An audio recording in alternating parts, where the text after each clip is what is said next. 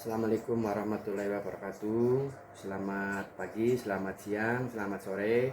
Salam kebajikan, salam sejahtera untuk semua rekan-rekan mahasiswa Universitas Terbuka di seluruh Nusantara yang saya banggakan.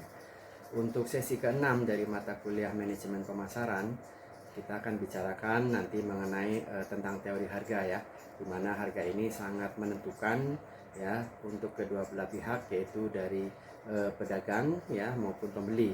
Kalau dari sisi pedagang adalah harga menentukan berapa besar nanti keuntungan yang didapat.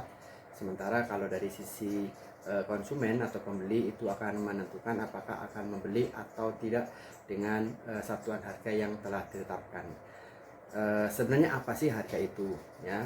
Kalau secara konsep, secara umum harga itu adalah seberapa besar ya nilai tukar ya. Kalau dalam negara Indonesia tentu seberapa besar nilai rupiah yang dikorbankan oleh pembeli ya, atau yang dikeluarkan oleh pembeli untuk mendapatkan suatu produk atau jasa ya. Nah itulah mungkin secara konsep dasar mengenai harga. Jadi ada satuan nilai yang terukur dalam mata uang rupiah kalau kita ada di negara Indonesia untuk mendapatkan produk atau barang tersebut sesuai dengan label harga yang sudah ditetapkan oleh pedagang ya.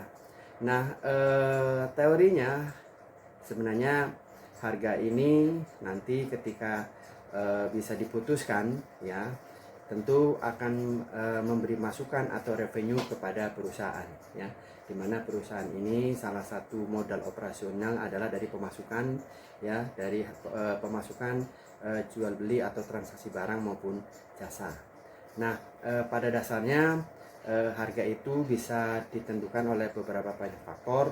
Yang pertama misalnya kondisi ekonomi suatu negara, atau mungkin suatu bangsa, atau mungkin suatu kota ya, atau mungkin suatu provinsi, yang mungkin kadang-kala kenapa harga itu antara produk yang satu dengan produk yang lain di berbagai negara atau di antar provinsi itu bisa berbeda ya. Jadi mungkin yang pertama adalah karena apa? Karena kondisi perekonomian yang mungkin masyarakat satu dengan yang lain, masyarakat desa dengan kota ya mungkin akan berbeda, atau negara satu dengan negara lain akan berbeda.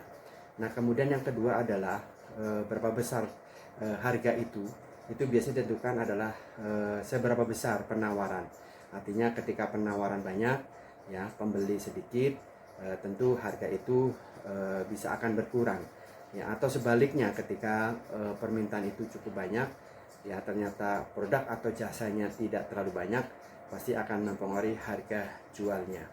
Kemudian yang ketiga yang sering ditemui dalam dunia bisnis adalah adanya persaingan ya. Ada persaingan beberapa produsen ya dalam menjaring ya konsumen, maka dia akan berlomba-lomba untuk menetapkan satuan harga yang kompetitif ya, bersaing antara satu perusahaan dengan perusahaan yang lain.